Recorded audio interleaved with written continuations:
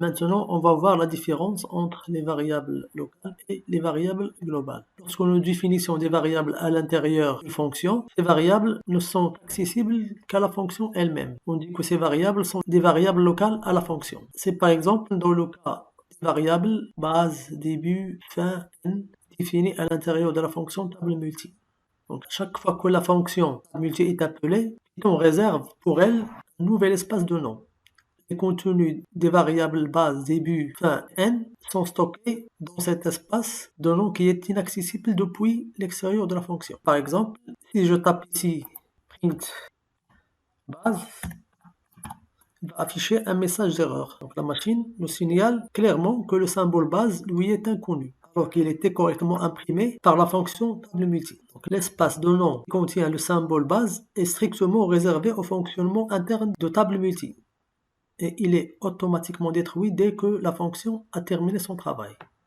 Les variables définies à l'extérieur d'une fonction sont des variables globales. Leur contenu est visible de l'intérieur d'une fonction, mais la fonction ne peut pas être modifiée. Exemple, je vais commencer par définir une fonction très simple qui s'appelle var local, qui n'a pas de paramètres. À l'intérieur de cette fonction, j'ai défini une variable L avec 12 comme valeur initiale. Cette variable L est définie à l'intérieur d'une fonction, sera donc une variable locale. Puis l'instruction print L et G.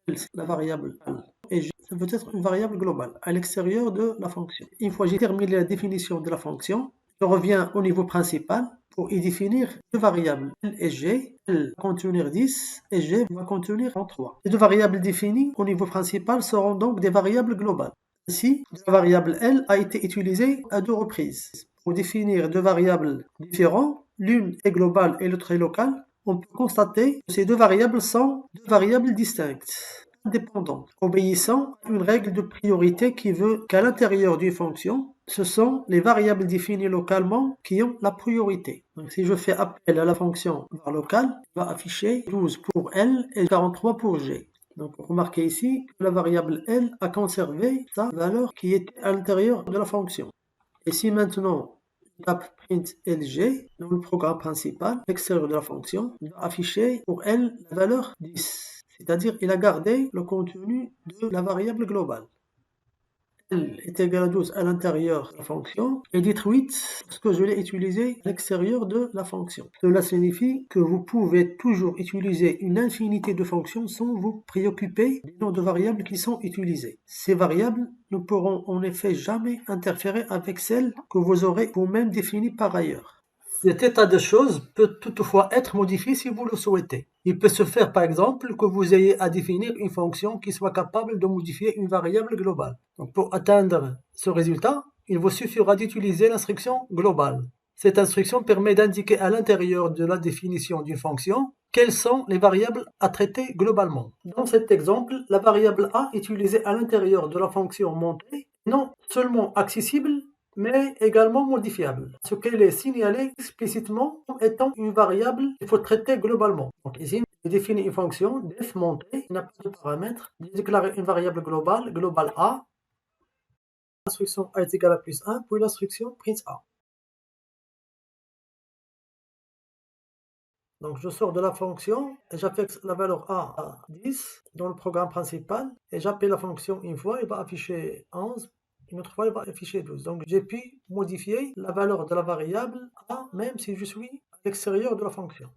Maintenant, je vais modifier la fonction, la définition de la fonction. Def montée, a est égal à plus 1. A, maintenant, il est une variable locale, contrairement dans l'exemple précédent où il était global. A est égal à plus 1, print a. Je sors de la fonction. Dans le programme principal, je donne 10 à la variable a. Je vais appeler la fonction montée. Maintenant, il va afficher un message d'erreur car la variable locale a, n'est plus accessible en dehors de la fonction. En réalité, les fonctions que nous avons décrites jusqu'à présent ne sont pas tout à fait des fonctions au sens strict, mais plus exactement des procédures. Une vraie fonction doit en effet renvoyer une valeur lorsqu'elle se termine. Donc une vraie fonction peut s'utiliser à la droite du signe égal dans des expressions telles que y égale sinus de a. Vous voyez dans cette expression, la fonction sinus renvoie une valeur qui est le sinus de l'argument a qui est directement affecté à la variable y. Pour application, je vais définir une très simple fonction def cube de x et l'instruction return x fois x fois x. Ça veut dire il va renvoyer le cube de n'importe quel argument entre parenthèses de la fonction. Donc ici par exemple, je vais entrer l'instruction b est égal cube de 7. Je valide, print b va imprimer le cube de valeur 7. Donc ici la fonction est là renvoyer une valeur qui est affectée à la variable b. Donc la fonction doit toujours renvoyer ou bien retourner quelque chose. On va voir un autre exemple de la fonction qui retourne quelque chose. Je vais revenir à l'exemple de la table de multiplication. Cette fois-ci, cette table doit retourner quelque chose. Elle doit retourner une liste qui contient les 10 premiers termes de la table de multiplication. Ici, j'ai défini la table def table base, résultat égal, j'ai affecté au résultat une liste vide, entre crochets, est égal à 1, while n inférieur à 11, b est égal à n fois base, résultat, point append b. Ça veut dire chaque fois qu'il a calculé b, il va l'ajouter par la méthode append qu'on a déjà vu avec les listes dans la liste résultat. Et il va incrémenter n jusqu'à 10. Par l'instruction retourne, il va retourner le résultat qui va être une liste de 10 termes. Si maintenant je crée une variable, par exemple t9 égale table de 9, donc je vais valider cette variable t9, print t9, il va afficher ici la liste contenant les 10 premiers termes de multiplication de 9. Print t9 de 0, il va afficher 9. Ou print t9 de 5, il va afficher 54. Ou bien les éléments de la position 2 à la position 5, il va afficher ces 3 éléments. Un autre exemple, cette fois-ci dans un script, lorsque vous créez des fonctions dans un script, il faut définir la fonction avant d'écrire le programme principal. Parce que la fonction va être appelée dans le programme principal, donc elle doit être définie avant. Dans cet exemple, je définis une fonction qui s'appelle factoriel de paramètres n, fact égale à 1, for it égale range de virgule n plus 1, fact égale fact fois return fact. Dans le programme principal, je vais demander à l'utilisateur d'entrer une valeur pour la variable x égale input entrer un nombre. La variable factorielle de x va recevoir la valeur renvoyée par la fonction factorielle de x et il va afficher le résultat.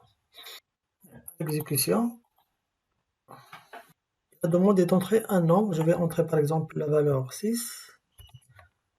Et il va afficher sa factorielle. Je modifie maintenant cette fonction factorielle de telle façon qu'elle s'appelle elle-même. Ça veut dire qu'elle va être une fonction récursive. Donc vous savez que factoriel de n est égal à n factoriel de n-1. Donc on peut représenter la récursivité de cette façon. Def factoriel de n, if n est égal à 1, retourne n. Else retourne n multiplié par factoriel de n-1. Ceci est une fonction récursive qui s'appelle lui-même.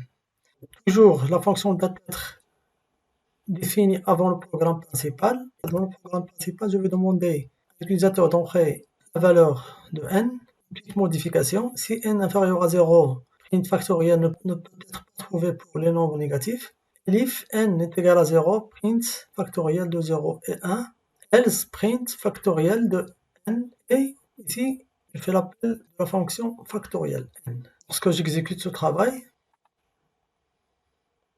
donc par exemple la valeur 0, il va afficher factoriel de 0 et 1. Si je saisis par exemple 7, il va afficher sa factorielle. On est arrivé à la fin de cette vidéo. Merci pour votre attention.